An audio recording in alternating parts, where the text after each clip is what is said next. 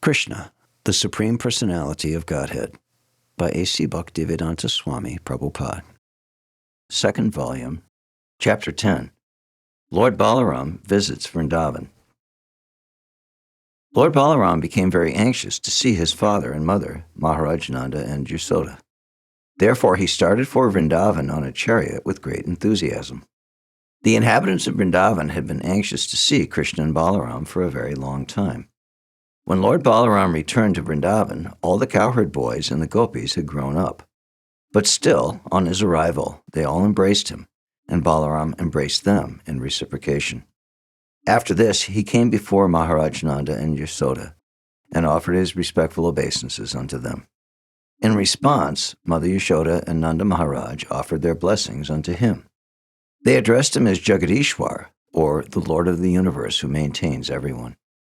The reason for this was that both Krishna and Balarāma maintain all living entities, and yet Nanda and Yashoda were put into such difficulties on account of their absence. Feeling like this, they embraced Balarāma and, seating him on their laps, began their perpetual crying, wetting Balarāma with their tears. Lord Balarāma then offered his respectful obeisances to the elderly cowherd men and accepted the obeisances of the younger cowherd men. Thus, according to their different ages and relationships, Lord Balarāma exchanged feelings of friendship with them. He shook hands with those who were his equals in age and friendship, and with loud laughing embraced each one of them. After being received by the cowherd men and boys, the gopis, and King Nanda and Yashoda, Lord Balarāma sat down, feeling satisfied, and they all surrounded him. First, Lord Balarāma inquired from them about their welfare, and then, not having seen him for such a long time, they began to ask him different questions. The inhabitants of Vṛndāvana had sacrificed everything for Krishna, simply being captivated by the lotus eyes of the Lord. Because of their great desire to love Krishna, they never desired anything like elevation to the heavenly planets or merging into the effulgence of Brahman to become one with the absolute truth. They were not even interested in enjoying a life of opulence, but were satisfied in living a simple life in the village as cowherd men. They were always absorbed in thoughts of Krishna and did not desire any personal benefits, and they were all so much in love with him that in his absence their voices faltered when they began to inquire from Balaramji. First, Nanda Maharaj and Yashoda Mai inquired, "My dear Balarāma, are our friends like Vyāsadeva and others in the family doing well? Now you and Krishna are grown-up married men with children. In the happiness of family life, do you sometimes remember your poor father and mother, Nanda Maharaj and Yashoda Devi? It is very good news that the most sinful King KĽamsa has been killed by you, and that our friends like Vāsudeva and the others who had been harassed by him have now been relieved. It is also very good news that both you and Krishna defeated Jarasandha and Kalyavan, who now is dead, and that you are now living in a fortified residence in Dwarka." When the gopis arrived, Lord Balarāma glanced over them with loving eyes. Being overjoyed, the gopis, who had so long been mortified on account of Krishna's and Balarāma's absence, began to ask about the welfare of the two brothers. They specifically asked Balarāma whether Krishna was enjoying his life surrounded by the enlightened women of Dwarkapuri. Does he sometimes remember his father Nanda and his mother Yashoda and the other friends with whom he so intimately behaved while he was in Vṛndāvana? Does Krishna have any plans to come here to see his mother Yashoda? And does he remember us gopis who are now pitiably bereft of his company? Krishna might have forgotten us in the midst of the cultured women of Dwarka. But as far as we are concerned, we are still remembering him by collecting flowers and sewing them into garlands. When he does not come, however, we simply pass our time by crying. If only he would come here and accept these garlands that we have made. Dear Lord Balarāma, descendant of Dasharha, you know that we would give up everything for Krishna's friendship. Even in great distress, one cannot give up the connection of family members. But although it might be impossible for others, we gave up our fathers, mothers, sisters, and relatives without caring at all about our renunciation. Then, all of a sudden, Krishna renounced us and went away. He broke off our intimate relationship without any serious consideration and left for a foreign country. But he was so clever and cunning that he manufactured very nice words. He said, "My dear gopis, please do not worry. The service you have rendered me is impossible for me to repay. After all, we are women, so how could we disbelieve him? Now we can understand that his sweet words were simply for cheating us." Another gopi, protesting Krishna's absence from Vṛndāvana, began to say, "My dear Balarāma, we are of course village girls, so Krishna could cheat us in that way. But what about the women of Dwarka? Don't think they are as foolish as we are. We village women might be misled by Krishna, but the women in the city of Dwarka are very clever and intelligent. Therefore, I would be surprised if such city women could be misled by Krishna and could believe his words." Then another gopi began to speak. "My dear friend," she said, "Krishna is very clever in using words. No one can compete with him in that art. He can manufacture such colorful words and talk so sweetly that the heart of any woman would be misled. Besides that, he has perfected the art of smiling very attractively, and by seeing his smile, women become mad after him and would give themselves to him without any hesitation." Another gopi, after hearing this, said, "My dear friends, what is the use in talking about Krishna? If you are at all interested in passing away time by talking, let us talk on some subject other than him. If cruel Krishna can pass his time without us, why can't we pass our time without Krishna? Of course, Krishna is passing his days very happily without us, but the difference is that we cannot pass our days very happily without him."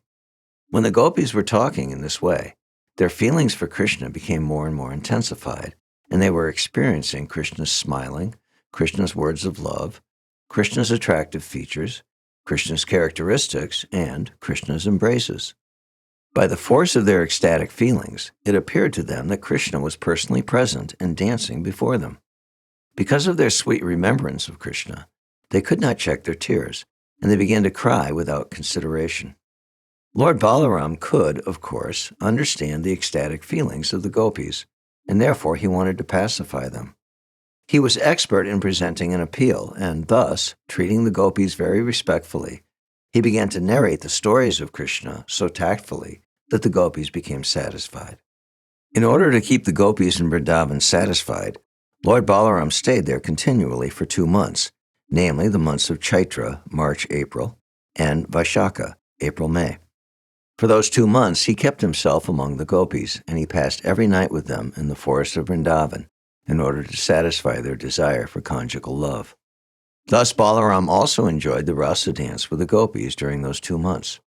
Since the season was springtime, the breeze on the bank of the Jamuna was blowing very mildly, carrying the aroma of different flowers, especially of the flower known as kaumudi. Moonlight filled the sky and spread everywhere, and thus the banks of the Jamuna appeared to be very bright and pleasing, and Lord Balarāma enjoyed the company of the gopis there. The demigod known as Varuna sent his daughter Varuni in the form of liquid honey oozing from the hollows of the trees. Because of this honey, the whole forest became aromatic, and the sweet aroma of the liquid honey, Varuni, captivated Balarāma. Balarāma and all the gopis became very much attracted by the taste of Varuni, and all of them drank it together. While drinking this natural beverage, Varuni, all the gopis chanted the glories of Lord Balarāma, and Lord Balarāma felt very happy, as if he had become intoxicated by drinking that Varuni beverage. His eyes rolled in a pleasing attitude. He was decorated with long garlands of forest flowers, and the whole situation appeared to be a great function of happiness because of this transcendental bliss. Lord Balarāma smiled beautifully, and the drops of perspiration decorating his face appeared to be soothing morning dew. While Balarāma was in that happy mood, he desired to enjoy the company of the gopis in the water of the Jamuna. Therefore he called Yamuna to come nearby. But Yamuna neglected the order of Balarāma, considering him to be intoxicated. Lord Balarāma became very much displeased at Yamuna's neglecting his order. He immediately wanted to scratch the land near the river with his plowshare. Lord Balarāma has 2 weapons, a plow and a club, and he takes service from them when they are required. This time he wanted to bring the Jamuna by force, and he took the help of his plow. He wanted to punish Jamuna because she did not come in obedience to his order. He addressed Jamuna, "You wretched river, you do not care for my order. Now I shall teach you a lesson. You did not come to me voluntarily. Now with the help of my plow, I shall force you to come. I shall divide you into hundreds of scattered streams." When Jamuna was threatened like this, she became greatly afraid of the power of Balarāma and immediately came in person, falling at his lotus feet and praying thus, "My dear Balarāma, you are the most powerful personality, and you are pleasing to everyone. Unfortunately, I forgot your glorious, exalted position, but now I have come to my senses, and I remember that you hold all the planetary systems on your head merely by your partial expansion of Shesha. You are the sustainer of the whole universe. My dear Supreme Personality of Godhead, you are full of 6 opulences. Because I forgot your omnipotence, I have mistakenly disobeyed your order, and thus I have become a great offender. But, my dear Lord, please know that I am a surrendered soul unto you. You are very much affectionate to your devotees. Therefore, please excuse my impudence and mistakes, and by your causeless mercy, may you now release me."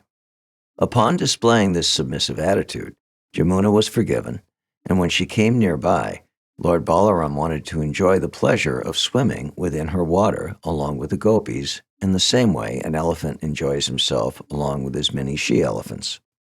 After a long time, when Lord Balarāma had enjoyed to his full satisfaction, he came out of the water, and immediately a goddess of fortune offered him a nice blue garment and a valuable necklace made of gold. After taking bath in the Jamuna, Lord Balarāma, dressed in blue garments and decorated with golden ornaments, looked very attractive to everyone. Lord Balarāma's complexion is white, and when he was properly dressed, he looked exactly like a white elephant of King Indra in the heavenly planet. The river Jamuna still has many small branches due to being scratched by the plowshare of Lord Balarāma. And all these branches of the river Jamuna still glorify the omnipotency of Lord Balarāma. Lord Balarāma and the gopis enjoyed transcendental pastimes together every night for 2 months, and time passed away so quickly that all those nights appeared to be only one night. In the presence of Lord Balarāma, all the gopis and inhabitants of Vṛndāvana became as cheerful as they had been before in the presence of both brothers, Lord Krishna and Lord Balarāma. Thus ends the Bhaktivedanta purport of the 2nd volume, 10th chapter of Krishna, Lord Balarāma Visits Vṛndāvana. Thank you for listening. For more, click here.